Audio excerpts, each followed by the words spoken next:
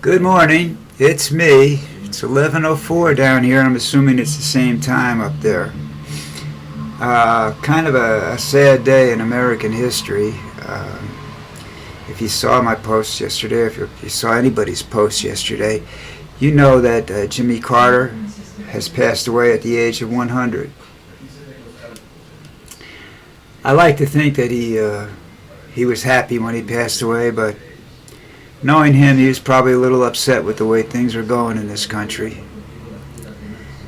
But he kind of figured it all work itself out, I guess. You know, that we didn't need him anymore. We were either too far gone or we were going to be able to do it ourselves. I hope it's that we can do it ourselves and not that we're too far gone. But you don't know, you know. Jimmy Carter was one of the first presidents to get screwed at his inauguration. If you remember everything that went on that day, Carter was a good deal responsible for getting the Iranian hostages out and home. But what happened was they were released during the inauguration. Reagan got up and made the announcement. It was Reagan's inauguration, so, you know, Carter had already lost the election and took sole credit for it.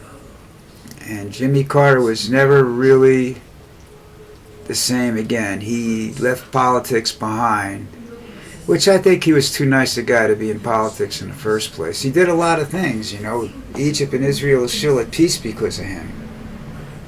He negotiated that deal, not some Republican big mouth fat slob. Little old peanut farmer sat down with these two world leaders and got a peace agreement that still holds up today. Kind of surprising. I think it's the longest peace agreement in that area of the world. I'm not sure. But Jimmy Carter was a good man. I think he was a little too good to be president of the United States, at least in today's world, especially going up against a liar and an actor in the name of Ronald Reagan, who's responsible for Social Security being in the mess it is today. That's his legacy. Not the Iranian hostage deal. So anyhow, you know what happens, you know. He lasted a long time. He was right. He was a great humanitarian. He did Habit for Humanity. I think that's what it was called. They went around the world building houses for people, you know, homeless people, people that couldn't afford a house. They'd go build them a house. I think it was called Habitat for Humanity. Yeah, I think that's the name of it. That was, you know, that was him, folks. That was Jimmy. Jimmy worked. That wasn't his. I don't think that was his charity. But Jimmy would actually go and build houses. I mean, he built a few houses. I don't know whether they were used by homeless people. I don't think they were, you know, used as collectible items or anything like that. He did that, and that was him. You know, I mean, it was more than one time he was down there with a hammer and nails, and he was doing it. And he did that until he was in those, making it into his 80s. Maybe 90, I'm not sure.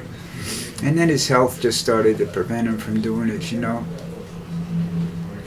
That's the thing about old age. You can keep your mind active if you're good at it, you know.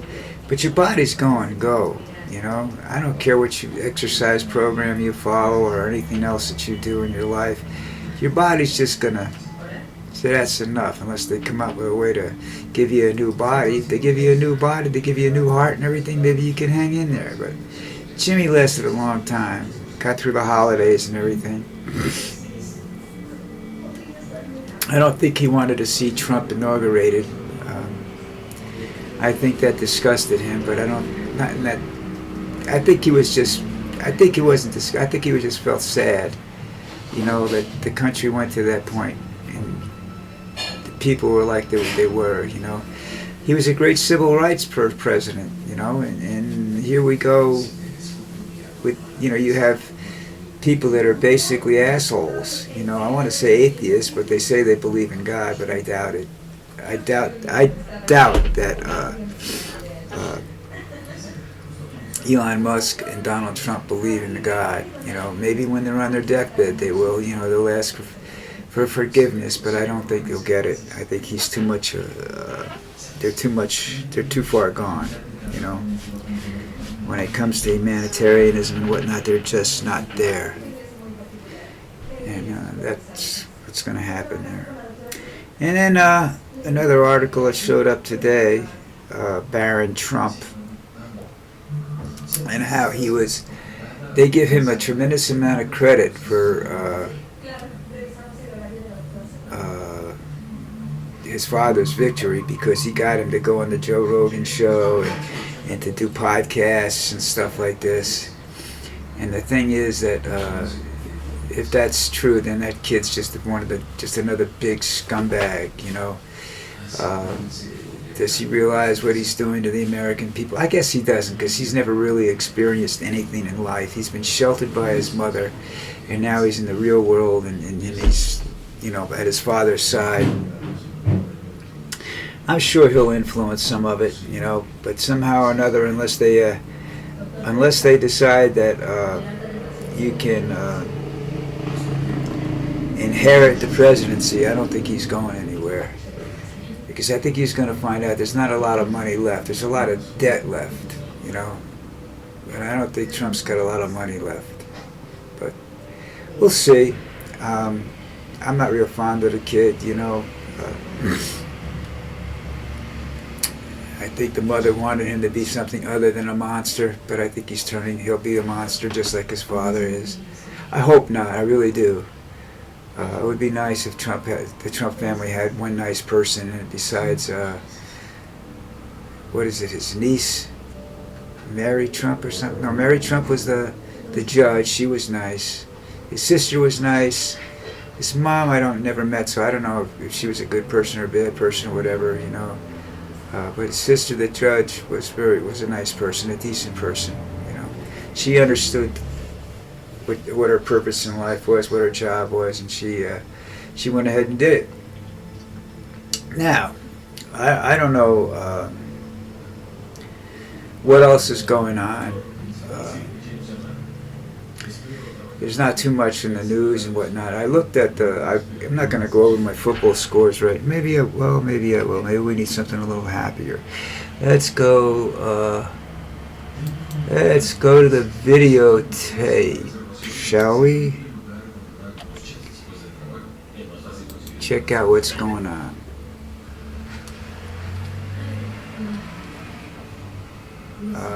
Let's go to the NFL standings, right?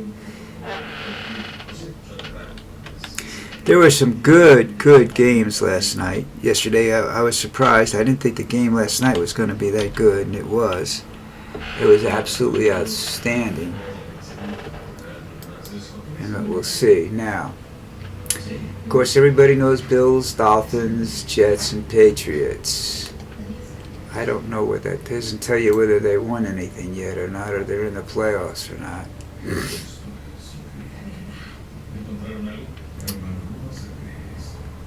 Standings in the division.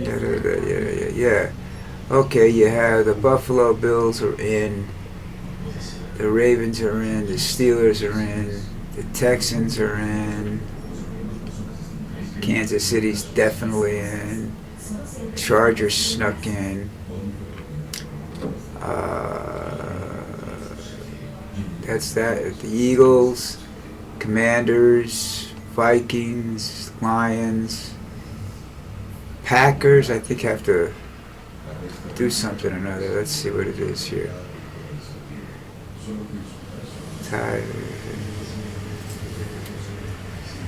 Oh, here we go. I don't know what X2 means, but they've got the XZ. Clinch division, clinch the playoffs. That's the Rams. Okay. That's how it reads. All right, let's see. Let's go back and see what we got then. So we have the Bills clinched the division in the league, in the whatever. They're the number one seed in the AFC, I think. and then nobody else in the East, the AFC East, has clinched anything. The Ravens clinched a playoff, and so did the Steelers. And Houston clinched a playoff position in the division title. So did Kansas City Chiefs and the Los Angeles Chargers. There's still stuff up for debate in that league, you know. The Eagles, the division championship and playoff position. Commanders are in the playoffs. The Vikings are in the playoffs. Detroit Lions, Green Bay Packers. The South, nobody's in. Here you go. Tampa Bay wins the division, and they're not going to make the playoffs. It looks like. That's what it looks like, anyhow. Okay, I got to find a different a different thing about this. This isn't working out too well.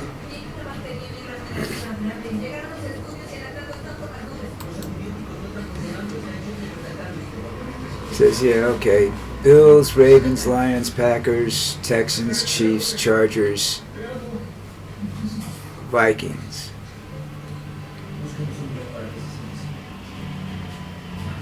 They're trying to find something. I guess I like the Tampa Bay, and I can't believe they won the division, and they're not going to make the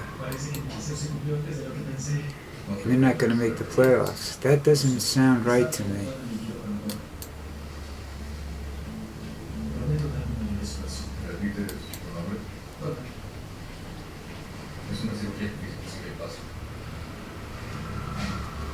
How does the Falcon look? Okay.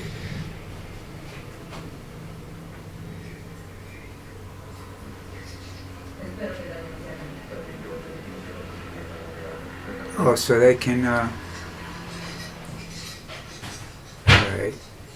So it looks like they still have a chance, the Buccaneers, to make the playoffs. That would be nice. They're an outstanding team. They got a great quarterback. And if nothing else, Evans has got to get his 1,000 yards. I think that's 11 or 12 years in a row that he's got 1,000 yards receiving. All right, that's your sports aspects, you know. We're getting closer to the inauguration, and more people are claiming that Trump is losing it, that he's suffering dementia and whatnot. And, you know, he's crazy, and I don't see too much anything, you know, other than he's crazy. I do see him loving chaos, and that's what I told you. I've said this before with Trump and chaos. What it is it's watch here while I pick your pocket here. You know, that's what chaos is. This is what chaos represents over here. And you're watching that. You're watching it real close. You know everything that's going on, what he's doing, who he's yelling at, and then over here, this one just sneaks around back. Bing, your wallet's gone. That's it. You know he's a grifter. He's a pickpocket. He's a scumbag. I mean, you know, when did the President of the United States decide he had to sell watches? Because he's got no cash. All right? Any cash he has comes from Elon. And Elon's going to call in those debts. All right? And that's when the world will realize what the hell is going on, you know?